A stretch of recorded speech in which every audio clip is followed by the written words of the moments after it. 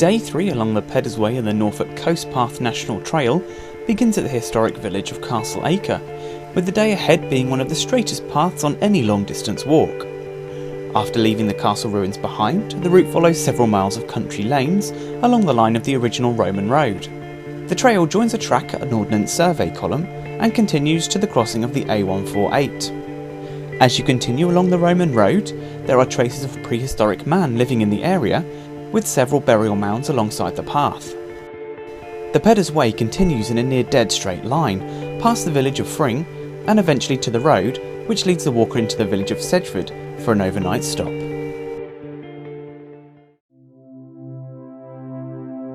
Castle Acre is famous for its breathtaking ruined priory and dramatic Norman Motte and Bailey castle. The great earthworks are some of the most impressive in the country and convey the power of this medieval fortress. The castle was founded by William de Warenne shortly after the Norman conquest, with a country house being built on the site first and then converted into a stone keep around the 12th century.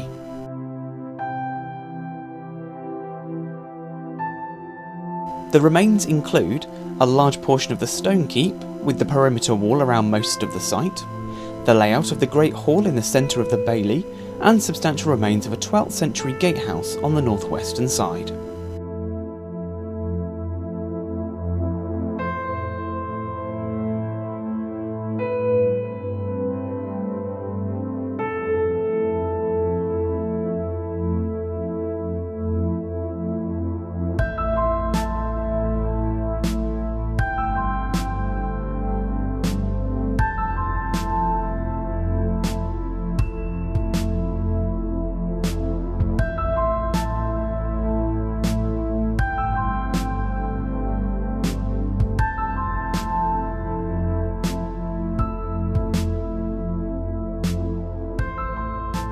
The Peddars Way leaves Castle Acre along a straight road northwest for a little over 3 miles.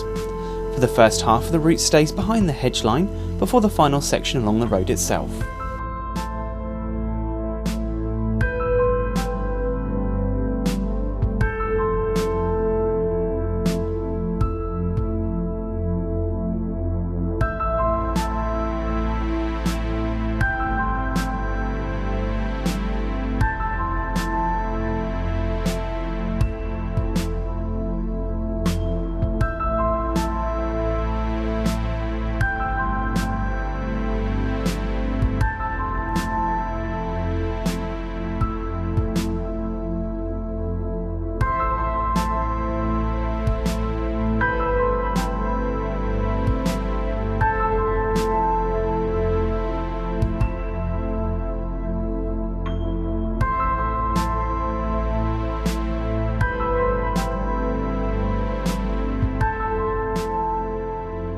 The route leaves the road at an Ordnance Survey trig point, marking 92 metres above sea level. It's from here on the route sticks to the original Roman road, and manages to avoid almost all roads until the end of the day at Sedgeford.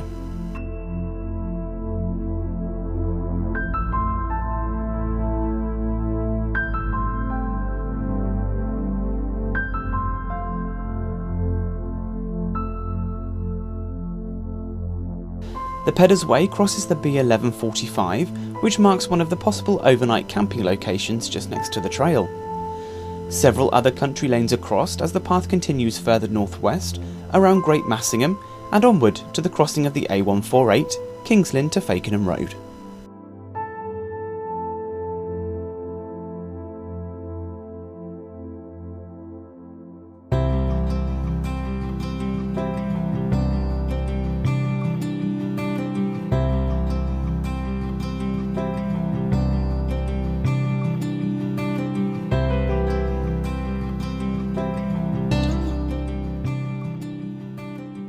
From high above the path, it's possible to see how straight the Roman road really is, stretching off into the distance and bound for the coast.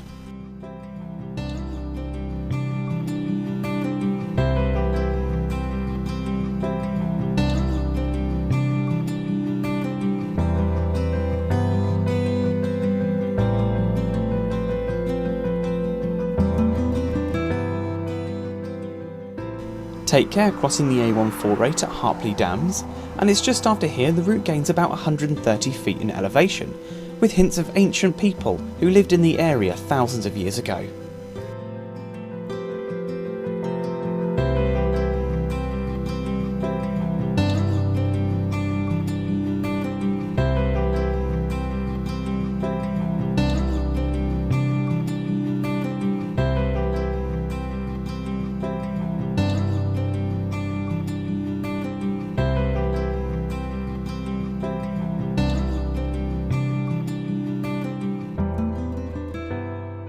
The first of these ancient sites is a Bronze Age bell barrow, just 70 metres off the path and in the middle of a field.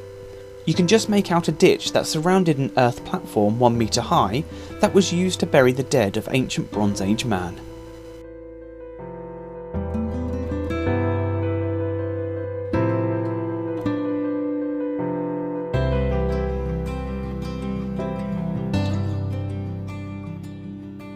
Just slightly further along is another burial mound. This one is a Bronze Age bowl barrow, remaining at a height of 3 metres and one of the most obvious barrows in the area.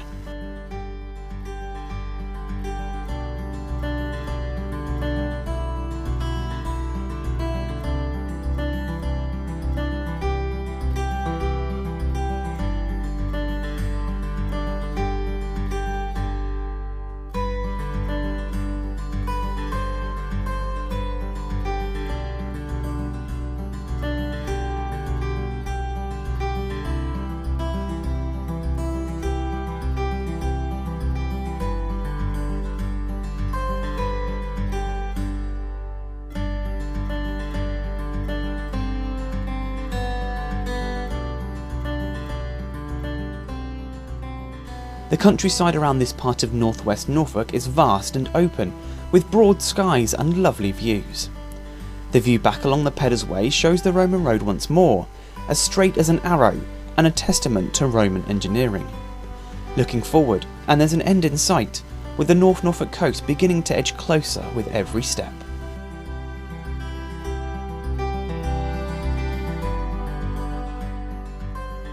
The tiny village of Fring is only just bypassed, with the tower of its 14th century church seen over the treetops.